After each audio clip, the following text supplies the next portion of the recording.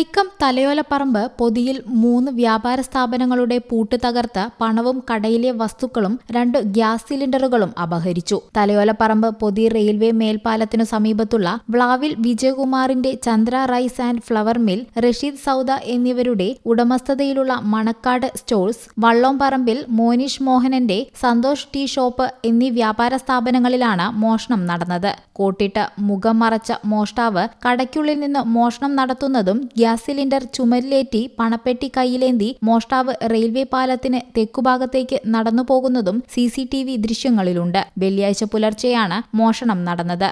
Chandra rice mill ഉടമ വിജയകുമാർ രാവിലെ കടയിലെത്തിയപ്പോഴാണ് പൂട്ട് തകർന്ന നിലയിൽ കണ്ടത്. കടയുടെ അലമാറയിൽ സൂക്ഷിച്ചിരുന്ന 6000-ഓളം രൂപയും നിറച്ചുവെച്ചിരുന്ന പാചകവാതക സിലിണ്ടറും കവർന്നു. മോനിഷ് മോഹനന്റെ സന്തോഷ് ടീ ഷോപ്പിൽ നിന്ന് നാണയങ്ങളും ചില്ലറ നോട്ടും ഉൾപ്പെടെ 2000 രൂപയോളം സൂക്ഷിച്ചിരുന്ന പണപ്പെട്ടിയും നിറച്ചുവെച്ചിരുന്ന പാചകവാതക സിലിണ്ടറും കള്ളൻ മോഷ്ടിച്ചു. റഷീദിന്റെ മണക്കാട്ട് സ്റ്റോഴ്സിൽ നിന്ന് സോപ്പ് പെട്ടി തുടങ്ങിയവയാണ് അപഹരിച്ചത്. രാവിലെ ഒരു 6:30 കഴിയുമ്പോഴാണ് ഞാൻ ഈ സംഭവം അറിയണേ. ഇവിടെ പാലുമായിട്ട് വന്ന് ഇപ്പോൾ സ്റ്റോറിൽ കൊണ്ടുവന്നേ. അപ്പോൾ അന്നേരമാണ് അറിയണത്. ഞാനത് ഇവിടെ വന്ന് നോക്കുമ്പോൾ ഇത് തുറന്ന് കിടക്കുന്നതായിട്ടാണ് കാണുന്നത്.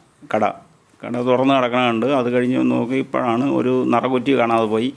പിന്നെ എൻ്റെ ഈ മേശയിലിരുന്ന പൈസ ഒരു 6000 രൂപയുടെ അടുത്ത് വരും. ആ കാശോളം പോയി. ആ ഡ്രോയോട് കൂടി എടുത്തുകൊണ്ട് പോയി. അത്രയും ഇവിടുന്ന് പോയിട്ടുണ്ട്. വ്യാപാര സ്ഥാപനങ്ങളുടെ പരാതിയെ തുടർന്ന് തലയോലപ്പറമ്പ് പോലീസ് കേസെടുത്ത് അന്വേഷണം ആരംഭിച്ചു. News desk you talk.